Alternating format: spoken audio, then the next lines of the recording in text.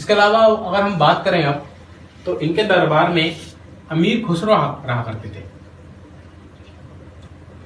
अमीर खुसरो, जिनको आप तूतीय हिंद भी कहते हैं, यानी कि अमीर खुसरो को तूतीय हिंद के नाम से जाना जाता है। इन्होंने तबला और सितार का आविष्कार किया है।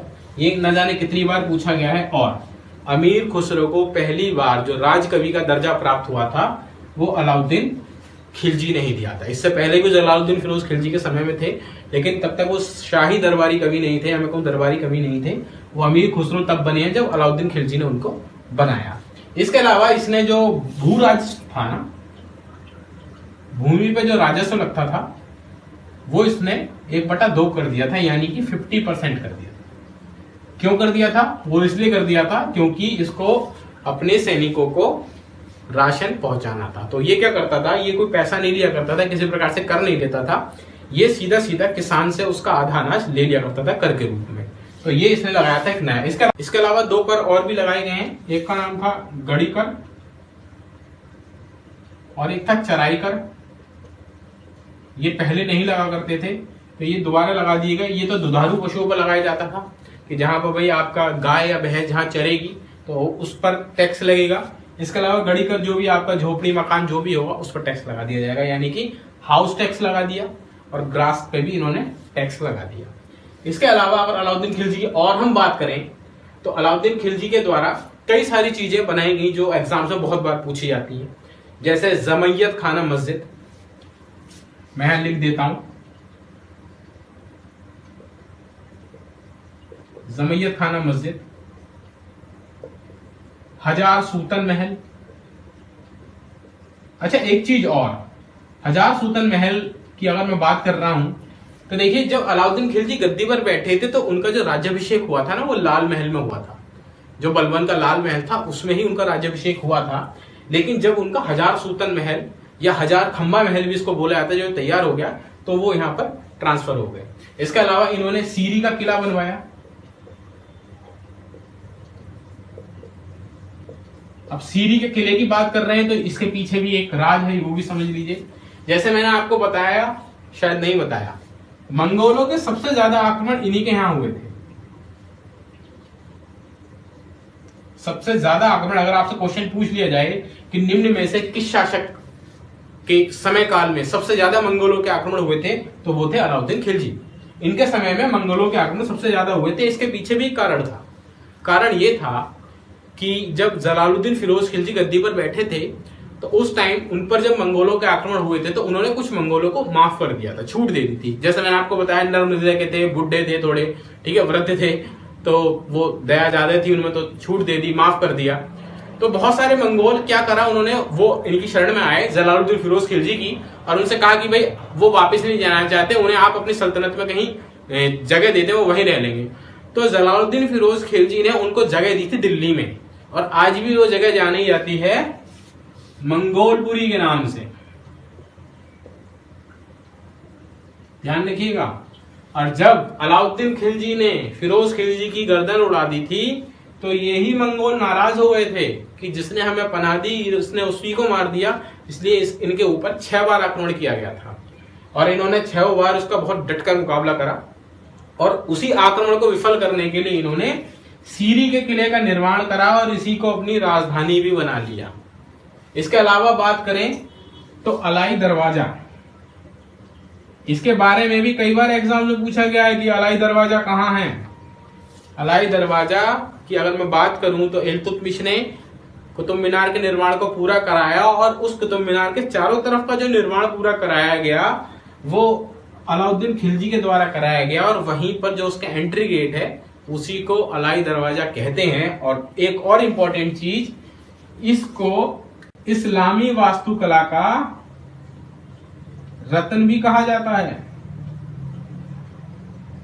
ध्यान रखिएगा। इसलिए मैंने कहा था कि अलाउद्दीन खिलजी बहुत इंपॉर्टेंट, इन्होंने बहुत काम करे हैं। अगर मैं अपनी दृष्टि से देखूं तो दिल्ली सल्तनत में सबसे इंपॉर्टेंट शासक अलाउद्दीन खिलजी हैं, क्योंकि इन्होंने दिल्ली सल्तनत को एक मजबूत कहूं या फिर मैं कहूं एक बहुत ही सॉलिड जॉइंट दे दिया था स्टैब्लिश होने के लिए। चलिए, इसके अलावा इन्होंने और जो कहा, इसके अलावा इन्होंने हौज खास बनवाया। हौज खास। देखो दोस्तों, जो भी मैं चीज आपको यहाँ बता रहा हूं ना, ये सब आपके एग्जाम से पॉइंट ऑफ व्यू से बहुत इंपॉर्टेंट है। चाहे आप इसका स्क्रीनशॉट ले लें, चाहे आप इसको लिख लें, अगर अलाउद्दीन खिलजी से क्वेश्चन बनता है तो वो इन्हीं में से बनेगा जो मैंने आपको लिखवाए अभी तक, इससे बाहर नहीं जाएगा। आपका जो CHSL आ रहा है उसके लिए तो बहुत इंपॉर्टेंट है। मुझे नहीं लगता इसमें से एक क्वेश्चन बचेगा। अगर क्वेश्चन बनता है दिल्ली सल्तनत से और अलाउद्दीन खिलजी से, इससे बाहर नहीं जाने वाला। ये बात मैं शर्त लगा कह सकता हूं आपसे, ठीक है। तो हौज खास का भी निर्माण कराया है इन्होंने। इसके अलावा अब इनके बारे में, इसके बाद अब देखते हैं इन कुछ पुस्तक और कुछ लेखकों के बारे में, जहां से कुछ जानकारी हमको प्राप्त होती है और वहां से सीधे क्वेश्चन पूछ लेता है कि ये पुस्तक किस लेखक के द्वारा लिखी गई, या इस लेखक के द्वारा कौन सी पुस्तक लिखी गई है। तो पहले हम अब उसको देख लेते हैं। देखिए, पहली है तरीक़ फिरोज शाही, जो जियाउद्दीन बर्नी के द्वारा लिखी गई है। दूसरी खज़ाइनुल फुतूह, वो अमीर खुसरो के द्वारा लिखी गई है। फुतुहात सलातीन इसामी के द्वारा लिखी गई है। रहेला इब्न बतूता के द्वारा लिखी गई। अब ये जो रहेला है, मैंने ऑलरेडी यहाँ टिक कर रखा है, रहेला और तारीख़ फिरोज शाही, ये बहुत बार पूछी जा चुकी है कि किसके द्वारा लिखा, कौन इसका लेखक है। इसके अलावा 2 पॉइंट और इंपॉर्टेंट है जो मैंने आपको भी नहीं बताया, यही लिख देते हैं। सबसे पहले दक्षिण भारत, जैसे मैंने आपको पिछली वीडियो में बताया था कि दक्षिण भारत में इन्होंने जीत लिया था रामचंद्र देव से। जब तो भाई हत्या हुई थी जलालुद्दीन फिरोज खिलजी की, जब जीत के आए थे देवगिरी को, तो दक्षिण भारत को जीतने वाला प्रथम शासक दिल्ली सल्तनत का अलाउद्दीन खिलजी। अगर आपसे ये पूछ ले इसने किसको भेजा जीतने के लिए, जब सेकंड बार इन्होंने भेजा तो उनका नाम था मलिक काफूर, और मलिक काफूर को ही कहा जाता था 1000 दिनारी, जिसको 1000 दिनार में अलाउद्दीन खिलजी खरीद कर लाए थे। इसके अलावा जितने भी क्वेश्चन बन सकते थे मैंने लगभग सभी आपको बताने की कोशिश करी है। अगर कुछ छूट जाएगा तो मैं आपको जरूर कमेंट बॉक्स में जरूर बता दूंगा।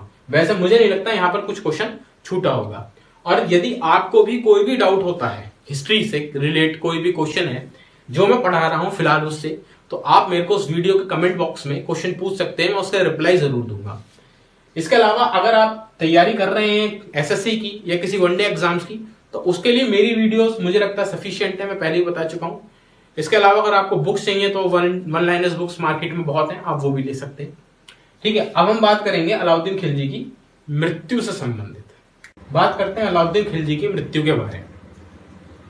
मृत्यु से पहले 2 चीज और आप जरा ध्यान रख लें, क्योंकि यहां से भी क्वेश्चन पूछ लिए गए कई बार कि अलाउद्दीन खिलजी दिल्ली सल्तनत का प्रथम शासक था जिसने मदिरा पान पर रोक लगवा दी थी, यानी कि कोई शराब नहीं पिएगा, शराब बंदी करा दी थी पूरी सल्तनत के अंदर। इसके अलावा शाही विवाह संबंध भी खत्म करा दिए गए थे। इनके पीछे भी कारण ये है कि अलाउद्दीन खिलजी जब व्यस्त थे एक घेरे में, रणथंबोर के घेरे में, तब इनके बहुत सारे विद्रोह हुए। उस विद्रोह के कारण जब इन्होंने जानना चाहा तो इनको मालूम पड़ा कि पार्टी होती थी भाई, यानी कि समारोह होते थे, उसमें सभी लोग बड़े बड़े लोग आते थे, मदिरा पान होता था, वहीं पर षड्यंत्र रचा जाता था और विद्रोह हो जाता था। शाही विवाह भी इसलिए समाप्त कर दिए गए कि मान लीजिए किसी सूबेदार की लड़की की शादी किसी वजीर के लड़के के साथ हो जाती थी, वो दोनों बहुत मजबूत हो जाते थे और सल्तनत के शासक के लिए एक, मैं कहूंगा कि एक खतरा पैदा हो जाता था। तो इसलिए इन्होंने ये दोनों चीजें समाप्त करा दी। तो अब देखते हैं जरा इनकी मृत्यु के बारे में थोड़ा सा। मृत्यु के बारे में जानेंगे तो इनके पुत्र थे 4, मुबारक खां, खिजर खां, सादी खां और शिहाबुद्दीन। मुबारक खां ने तीनों को ही धोखे से मरवा दिया। सबसे बड़े पुत्र थे खिजर खां, लेकिन उसके बावजूद भी मुबारक खां ने तीनों को निपटा दिया। इसके अलावा मुबारक खां ने मलिक काफूर को भी मरवा दिया था। ये भी इंपॉर्टेंट है, आप ध्यान रखेंगे जी, मलिक काफूर को भी मरवा दिया था। अब मुबारक खां गद्दी पर बैठ गए और गद्दी पर बैठते ही सबसे पहले इन्होंने एक पदवी धारण की और वो थी खलीफा। ये कई बार एग्जाम्स में पूछा जा चुका है, निम्न में से वह कौन सा शासक है जिसने स्वयं को खलीफा घोषित कर लिया, तो वो थे हमारे मुबारक खां। जब ये गद्दी पर बैठ गए तो इनकी जो आदतें थी वो थोड़ी अलग थी। मैं कहूंगा ये थोड़े 2 मील के थे।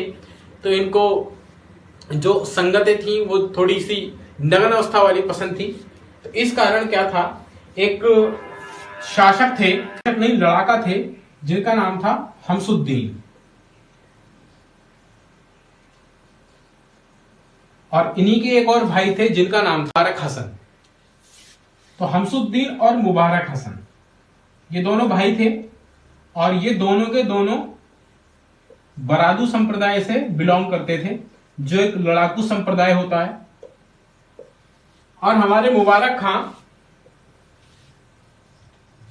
मुबारक हसन पर थोड़े फिदा हुए थे। तो ये जब भी इनको आलिंगन करते थे तो मुबारक हसन की जो हाथ था उनकी कटार पे पहुंच जाता था मुबारक खां को मारने के लिए। कुछ समय तक इनसे बर्दाश्त हुआ, लेकिन जब बर्दाश्त नहीं हुआ तो दोनों भाइयों ने इनके मृत्यु का षड्यंत्र रचा और इनको मार दिया गया। मुबारक खां मरे और मुबारक हसन बने अगले शासक।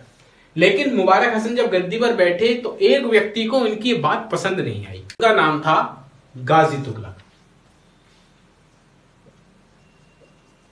गाजी तुगलक को यह बात पसंद नहीं आई कि कोई गैर शाही खून दिल्ली सल्तनत की गद्दी पर बैठ गया है। उस टाइम ये दीपालपुर के सूबेदार थे,